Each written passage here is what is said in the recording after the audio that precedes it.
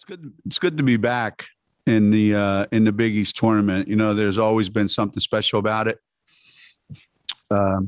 There's a uniqueness about it that it's a shame that the fans aren't able to be a part of it, because that's usually a big part of the the excitement of the Big East tournament. But being back here certainly feels like it's a normal place to be, even though it's not normal circumstances. And, competing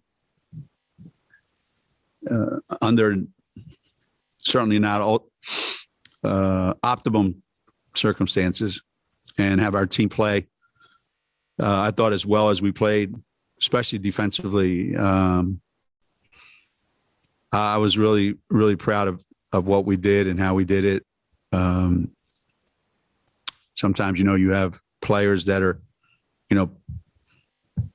player of the game, that game. And today, especially, I think it was our team defense was exceptional. All right. Reminder to use the raise hand function to ask questions. We'll start with Patty and Rob. Geno, can you tell us how Nika is doing, and then after that, just address how you thought the freshman did it overall?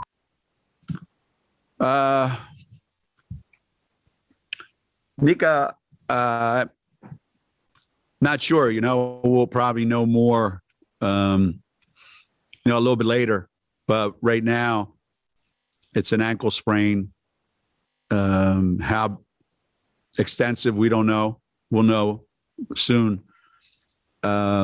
Nika's a pretty tough kid, as tough as they come.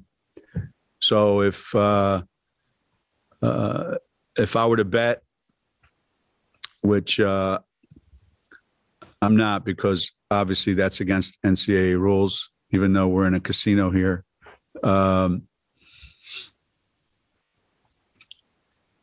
Nika's going to give it every opportunity to overnight, and then she's going to try to play.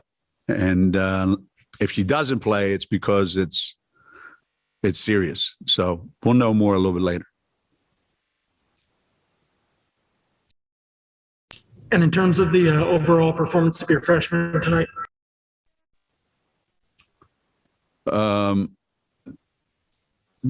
The other freshmen, is that what you said, Pat? Yes, all of your freshmen. All of our freshmen. Exactly what I expected. It's their first time, so you're not quite sure. But given how they've performed, I'm not surprised. I thought Nika set the tone defensively. Early on, she set a tone, and everybody, just filled in. And Aaliyah's been, Aaliyah. So, I think everyone that we put in the game today contributed. I didn't see anything that looked like, apprehension, because, oh my God, it's the postseason, it's the tournament. So that was pretty cool to see that they just played like like it was a basketball game we played that we had to win. Next, we'll go to Douglas Bonjour. Hey, Geno. Obviously, Anna's first game back in more than a month. What did you see from her, and especially, now with Nika's uncertainty, how important is she to this team with her passing and just everything that she brings? Well, they wanted us to limit Anna to 10 minutes today. So she tried to help the cause I thought she was going to foul out in 10 minutes, but she managed to not. So obviously she's a little rusty from not having played in so long. So it was good to get her any kind of minutes. But obviously having another ball handler and having another passer and another perimeter player, especially in case Nika can't go, couldn't come at a better time for Anna to be available. And on that note too, obviously, Mir got in the third quarter. I mean, you talk a lot about your depth, but especially with the possibility of 3 games in 3 days. I mean, that kind of is even more important now, isn't it? Just seeing those players progress or chip in like that.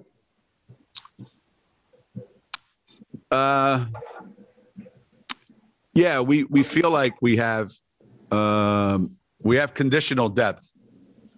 Sometimes we know what we're going to get from Malia. We obviously Aubrey coming in.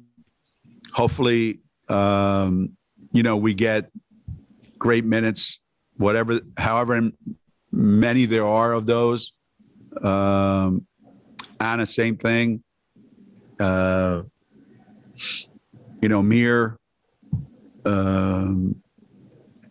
We have players that are capable of helping us.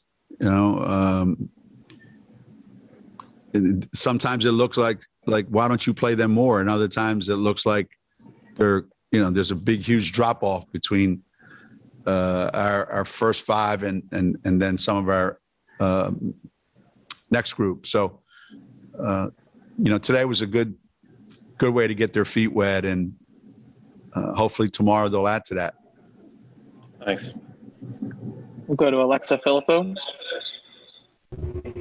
Hey, Geno.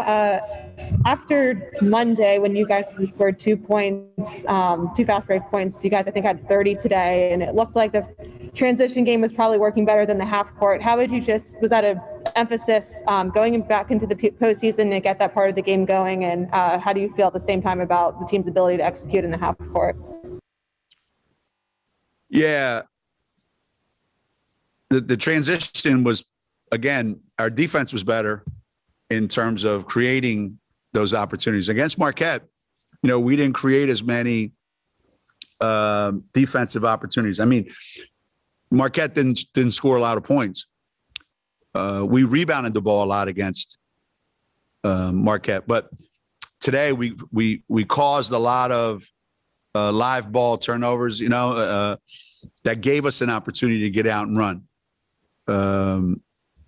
Plus we played a team that had played last night, and you could tell that, early in the game that the pace was a little more than St. John's was ready for, given, their game last night. So,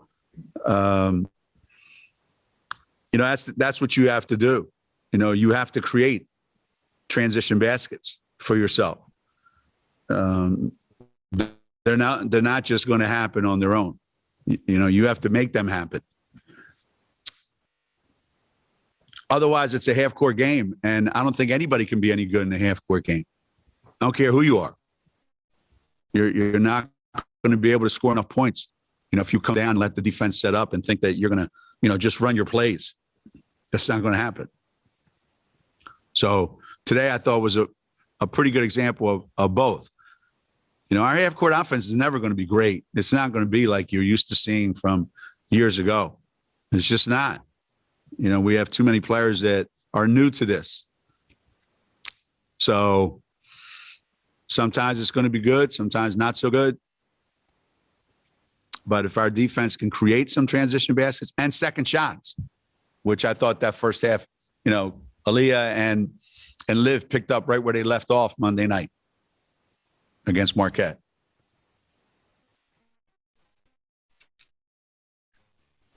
Time for one fellow.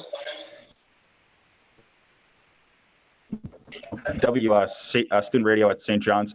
Coming into the preseason, you had talked about how Paige Beckers obviously was coming in as a highly touted prospect, but she had to prove herself.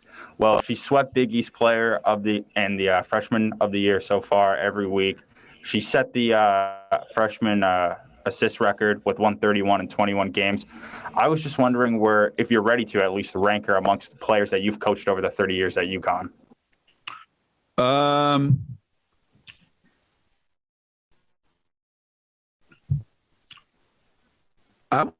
That of all the players that I've coached at UConn over the years, I would say the top 3 all-time freshmen of guys who bitch about playing time. That no matter how many minutes she plays, she's not happy. And when I take her out, she has something to say all the time and complains every single time she comes out. And she does it in a way that I really want to put her back in, but it just drives me crazy. So I would say, looking back, she's definitely in the top 3 of all time pain in the asses when it comes to playing time. And she's averaged 35 minutes a game this year. So, she's got that record too. Thanks.